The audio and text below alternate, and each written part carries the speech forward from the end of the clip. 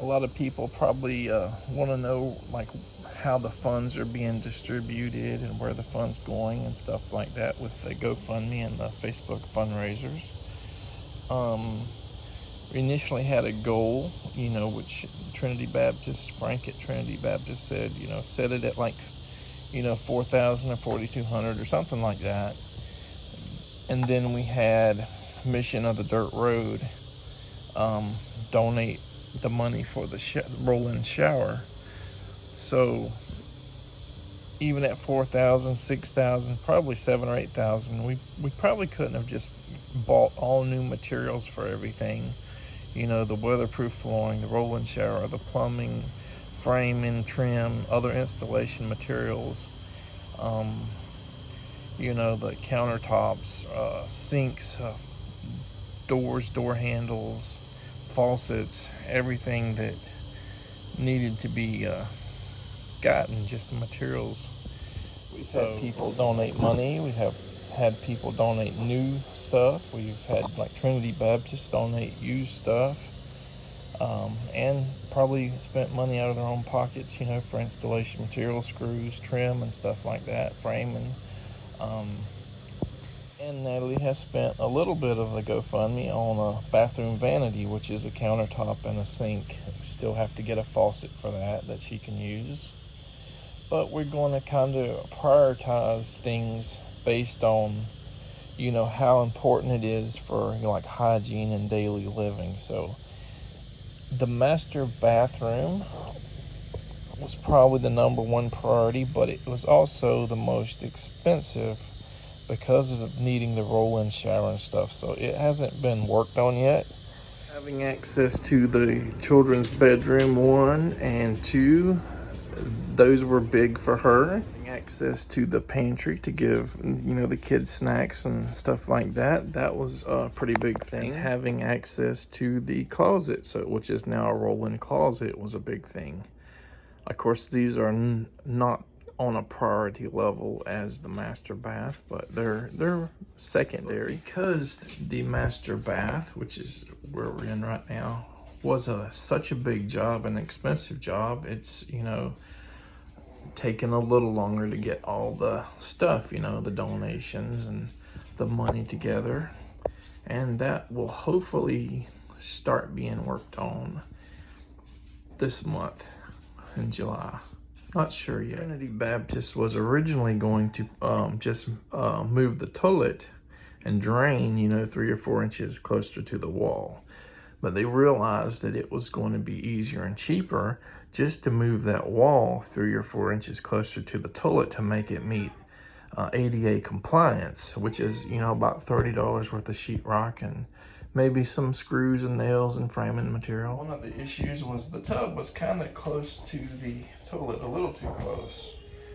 The big garden tub, which, would have been nice if we could have used it, but we have to lift her in and out, so it really doesn't get used. But being so close to it, we got this big gaping area where all the supports were like knocked out with their 500, 600 pound-ish wheelchair, with her in it. So it knocked all the supports out and it can't really be used. But the good news is this is where the roll-in shower is going to be. And I think they're going to move that window instead of losing it, to another wall. Where the original shower is going to be closed in, and the actual pantry is back there. So we're going to double the size of the pantry by going all the way to the wall there, and this is going to be walled up, and hopefully we can use it for like towel storage or something. This is the original sink. It's plastic. It has this stuff over it, very small. It has the turn knobs versus like the lever handles, which we're going to have to get upgraded. But even the countertop we've already got a new used countertop. We've got a new used sink. Doesn't have the faucet. We'll have to get probably a new faucet, one with some kind of lever handle, as I said, which will make it easier for Natalie to use. And under the sink, obviously, we have the cabinet. This is all scuffed up and all because, when you're in a wheelchair, You can't have your legs down because you'd be like breaking your legs against it. But even with her legs crossed, she still has to go flush with it. The wheelchair always hits stuff, so most likely the counter will be raised up, and this will be roll under. So the plumbing and everything will have to be completely different. Instead of plumbing going down with a big U that comes up and down way below there, it'll probably have to be like not as far down, and it probably has to be set back some. But she'll at least be able to roll right under here and then get to the new sink and new counter, you know, to wash your hands. So this is the kitchen. This is where the sink and the countertop is, and this is all going to be opened up for a roll under sink. So just like the master bath will have to be replumbed and all that, the plumbing will have to be changed so she can get under there. Possibly the countertops can be lifted up. So the big thing was, can she do dishes? And you know, we have a dishwasher here and she can't really lean in the way it is. So when she rolls under here, and they may or may not change the angle of this, the kitchen stuff isn't finalized yet, but she'll be able to roll under there, pull the dishwasher down, and hopefully do dishes. Is the stove. So we need front control stoves that has a little, you know, the controls in the front for Natalie to easily be able to get to. The problem is electric stoves that have the coil top, which is what we prefer, which is simple and probably the cheapest new. They only make 2 of them, and one of them is not full size, so we need the full size one, which is a little over 800 bucks. Will we be able to find a used one for 100, 200 bucks? We haven't had any luck yet, but maybe. Talk about how like it's easier for Natalie to use a lever handle versus a, you know, one you just turn, because you just do this. And this door has it, and the main entrance door that they're putting in has a lever. Other doors like bedroom 1, kids bedroom number 2, and the pantry all have these round, you know, turn knobs.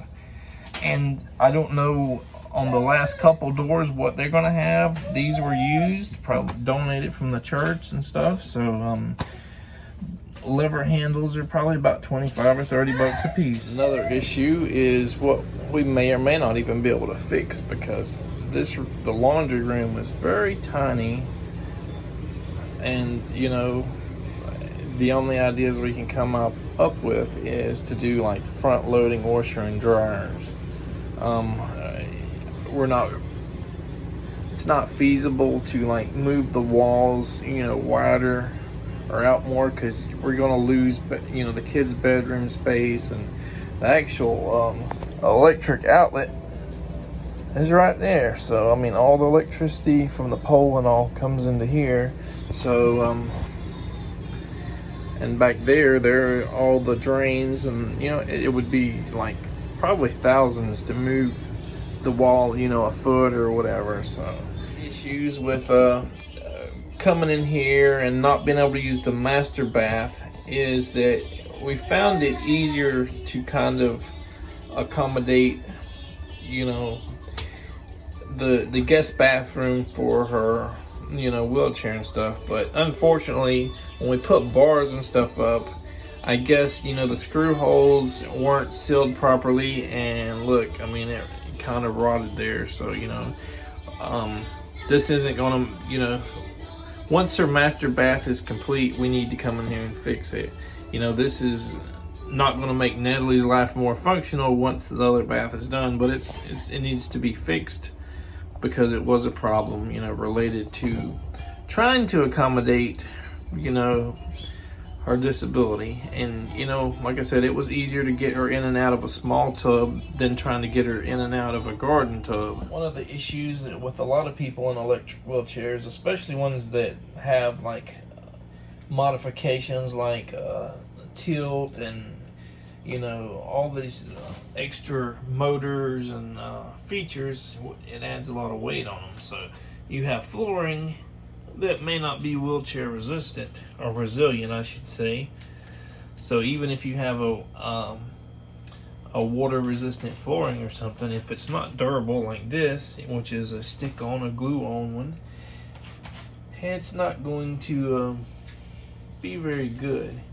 And some of the cheapest flooring will like run like that.